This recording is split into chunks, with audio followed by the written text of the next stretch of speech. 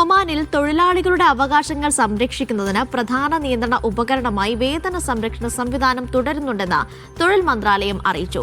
തൊഴിലാളികൾക്ക് ശമ്പളം യഥാസമയം ഉറപ്പാക്കുന്നതിനും WPS സഹായിക്കുന്നുണ്ട്.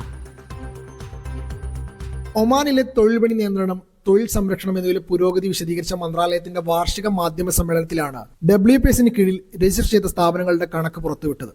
1,41,000 സ്ഥാപനങ്ങളാണ് ഇതുവരെ രജിസ്റ്റർ ചെയ്തിട്ടുള്ളത്. നിയമം 91,000 സ്ഥാപനങ്ങൾ പൂർണ്ണമായി പാലിക്കുന്നുണ്ടെന്നും വിശദീകരിച്ചു.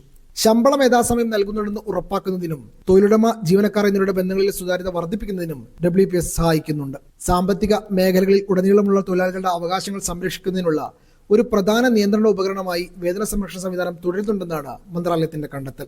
അതേസമയം 2025 നവംബർ വരെ ഒമാനി തൊഴിലന്വേഷകരുടെ എണ്ണം 74,000 ആണെന്ന് യോഗത്തിൽ തൊഴിൽ മന്ത്രി വിശദീകരിച്ചു. 2026 ഒമാനികൾക്ക് 60,000 തൊഴിലവസരങ്ങൾ സൃഷ്ടിക്കുമെന്നും അദ്ദേഹം കൂട്ടിച്ചേർത്തു. 2025 36,000 തൊഴിലവസരങ്ങളും 15,000 പരിശീലനവുമായി ബന്ധപ്പെട്ട നിയമനങ്ങളും സൃഷ്ടിച്ചിട്ടുണ്ടെന്നും യോഗം വിലയിരുത്തി. Media 1, Muscat.